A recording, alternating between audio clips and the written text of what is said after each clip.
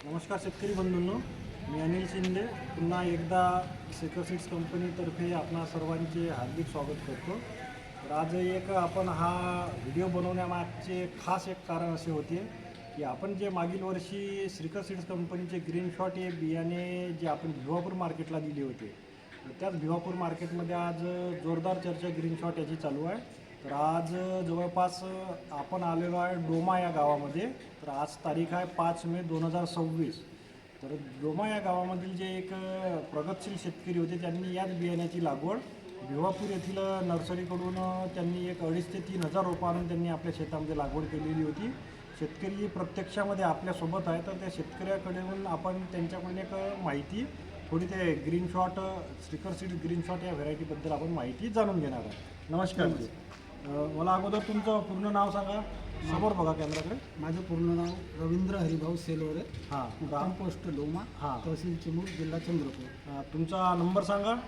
90 11 76 67 47। तर तुम्ही म्हणजे मिरचीचं पीक आहे किती वर्षापासून तुम्ही तुमच्या शेतामध्ये लावता? मी भरपूर वर्षापासून म्हणजे जवळजवळ 10 वर्षापासून लावतो। 10 वर्षापासून तुम्ही तुमच्या शेतामध्ये मिरचीचं पीक लावत आहे। आता जे मागील वर्षी तुम्ही ना कुठली व्हेरायटी लावली होती? आणि सूरज नावाची लागली होती।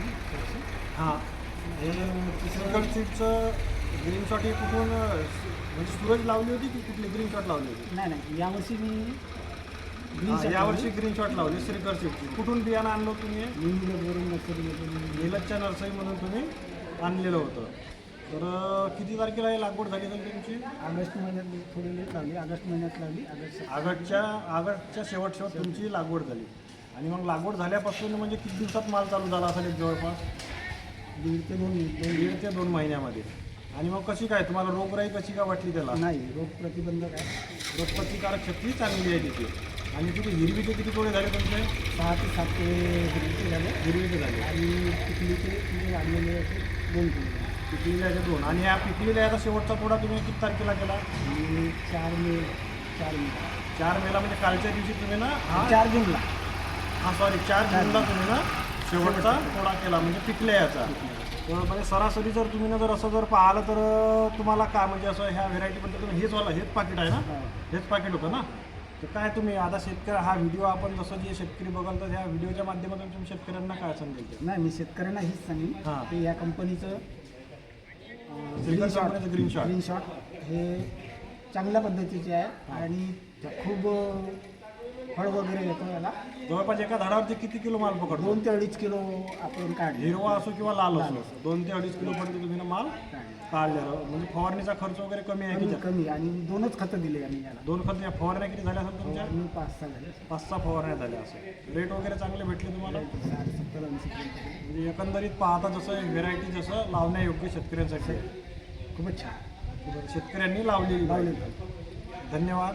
तर आपण बघू शकता की जे शेतकऱ्यांनी जे म्हणजे नर्सरीमध्ये गेले होते, नर्सरीमधून त्यांना 2 ते 2.5 हजार, नीलजला नर्सरी आहे, नीलजच्या नर्सरीमधून त्या शेतकऱ्यांनी 2 ते 2.5 हजार रोपं आणले होते।